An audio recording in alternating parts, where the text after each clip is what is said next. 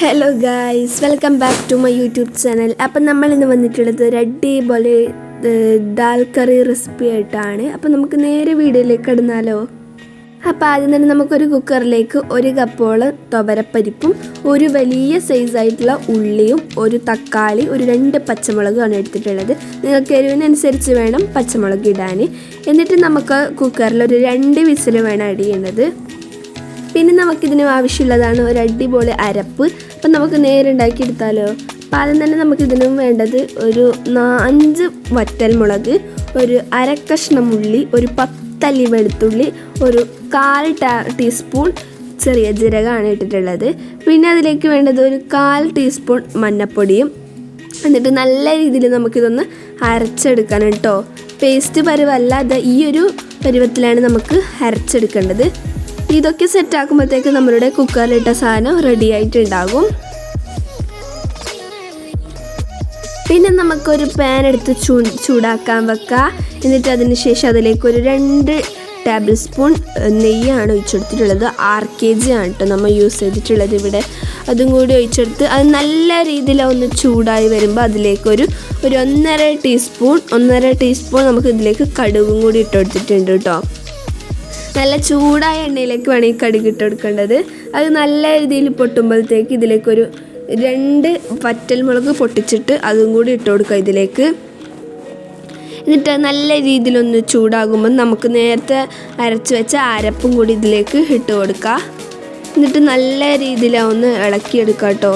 ഇതിൻ്റെ ഈ ഒരു പച്ച മണം പോകണം ഈ ഒരു അരപ്പിൻ്റെ. അതുവരേക്ക് നല്ല രീതിയിൽ ഇളക്കിയതിന് ശേഷം നമുക്ക് ഒരു കുറച്ച് കറിവേപ്പിലയും കൂടി ഇട്ട് കൊടുത്തിട്ട് വീണ്ടും നല്ല രീതിയിൽ ഇളക്കിയെടുത്ത് കൊടുക്കാം. ഈ കറിവേപ്പിലേൻ്റെ ഈ അരപ്പിൻ്റെ എല്ലാ പച്ചമണം പോയെന്ന് കാണുമ്പോഴാണ് നമുക്ക് നമ്മളുടെ നേരത്തെ അരപ്പ് ഇതിലേക്ക് ആഡ് ചെയ്യേണ്ടത്.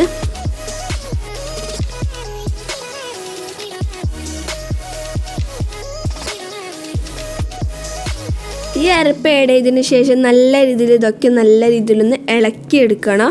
ഇതൊക്കെ ഒന്ന് നല്ല രീതിയിൽ മിക്സ് ആകുന്നത് വരെയാണ് ഇത് ഇളക്കിയെടുക്കേണ്ടത്. ഇളക്കിയെടുത്തതിന് ശേഷം നമുക്കിതിലേക്ക് 1 കപ്പോളം വെള്ളം കൂടി ഒന്ന് ഒഴിച്ചെടുത്തിട്ടുണ്ട്. എന്നിട്ട് നല്ല രീതിയിൽ തിളക്കണം കേട്ടോ ഈ ഒരു കറി.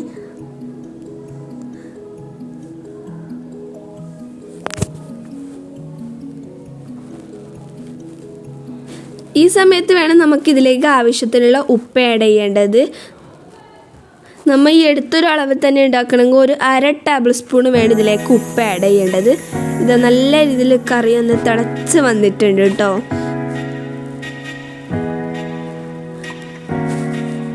ആ സമയത്ത് നമുക്കിത് ഫ്ലെയിം ഒന്ന് ഓഫ് ചെയ്തിട്ട് നമുക്ക് സെർവ് ചെയ്യുന്നതാണ്. അടിപൊളിയാണ് കറി. നിങ്ങൾ എന്തായാലും ട്രൈ ചെയ്ത് നോക്കണം കേട്ടോ. ഇത് നമ്മൾ സാധാരണ വെക്കുന്ന ദാൽ കറിയൊന്നുമല്ല, ഒരു വെറൈറ്റി സ്റ്റൈലിലുള്ള ദാൽ കറിയാണ്. അപ്പോൾ നിങ്ങൾ എന്തായാലും ട്രൈ ചെയ്ത് നോക്കണം. നിങ്ങൾക്ക് ട്രൈ ചെയ്ത് നോക്കിയിട്ട് ഫീഡ്ബാക്ക് അറിയിക്കണം. അപ്പം വീഡിയോ ഇത്രയേ ഉള്ളൂ. ഇഷ്ടപ്പെട്ടാൽ ലൈക്ക് ചെയ്യുക, ഷെയർ ചെയ്യുക, സബ്സ്ക്രൈബ് ചെയ്ത് സപ്പോർട്ട് ചെയ്യുക. ഒരുപാട് ആൾക്കാർ സബ്സ്ക്രൈബ് ചെയ്യാതെ കാണുന്നുണ്ട്. നിങ്ങളുടെ സപ്പോർട്ട് ഉണ്ടെങ്കിൽ നമുക്ക് ഇനിയും വീഡിയോ ഇടാൻ താല്പര്യം ഉണ്ടാവും. അപ്പോൾ വീഡിയോ ഇത്രയേ ഉള്ളൂ. Thank you for watching.